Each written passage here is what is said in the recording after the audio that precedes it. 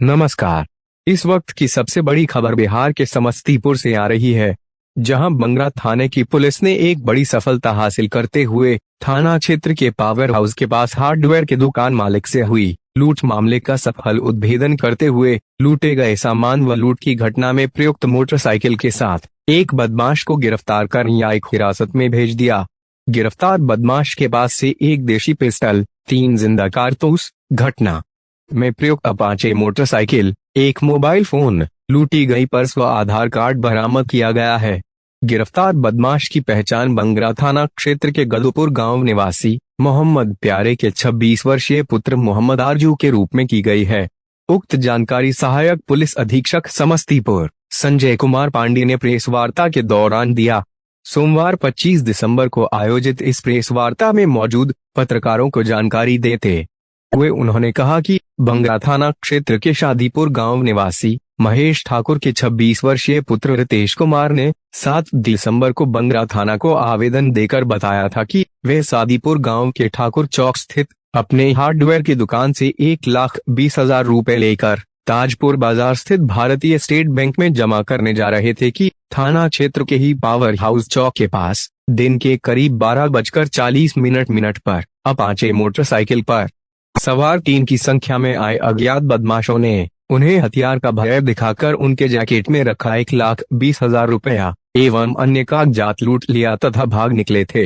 इस तरह मामले की गंभीरता को देखते हुए पुलिस अधीक्षक महोदय समस्तीपुर के आदेश पर व उनके नेतृत्व में बंगरा थाना अध्यक्षा मनीषा कुमारी, डीआईयू शाखा प्रभारी मुकेश कुमार, पुलिस सवर निरीक्षक फैजुल अंसारी, राजन कुमार, रामावधेश सिंह, सिपाही दीपक कुमार व नीतीश कुमार को लेकर एक टीम का गठन किया गया, जिसके बाद इस घटना के उद्भेदन के लिए बनी इस टीम ने प्राप्त मानवीय आसूचना व वैज्ञानिक अनुसंधान के आधार पर घटना में शामिल सभी बदमाशों की पहचान कर ली, जिसमें से थाना क्षेत्र के ही गदुपुर गांव से इस घटना के मुख्य अपराधी को गिरफ्तार कर लिया गया, जिसकी निशानदेही पर लूटे गए सामानों में से आधार कार्ड व लूटे गए पर्स, घटना में प्रयुक्त अपाचे मोटरसाइकिल व एक देशी पिस्टल तथा 3 जिंदा कारतूस भी बरामद किया गया है।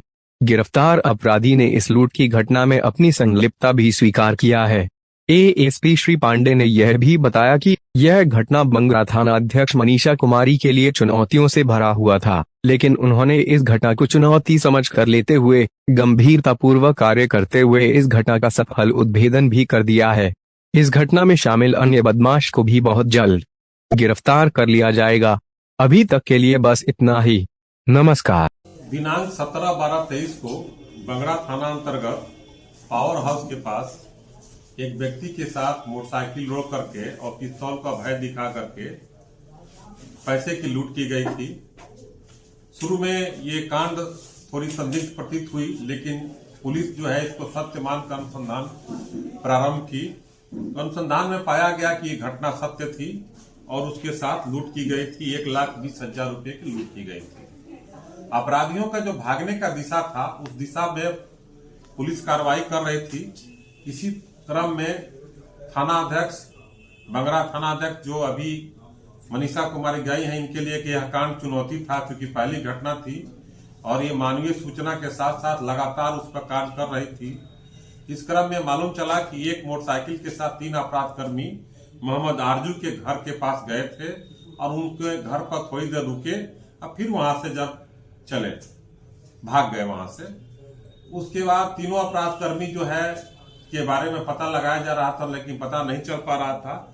लेकिन मोहम्मद आरजू को जब गिरफ्तार किया गया तो मोहम्मद आरजू ने अपना स्वीकारोक्ति बयान बताया और घटना का पूरा ब्यौरा बताया और जो पिस्तौल उपलब्ध कराया था वो पिस्तौल भी बरामद हुआ। उसके कहने पर एक पिस्तौल और 3 गोली जिंदा बरामद की गई और जो लूटा गया सामान था उसका कुछ सामान बरामद किया गया।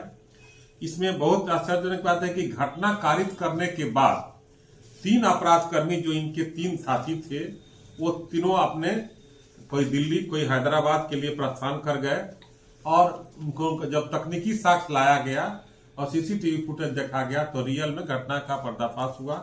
इस प्रकार जो इनके लिए एक चुनौती थी, घटना का पहला घटना था।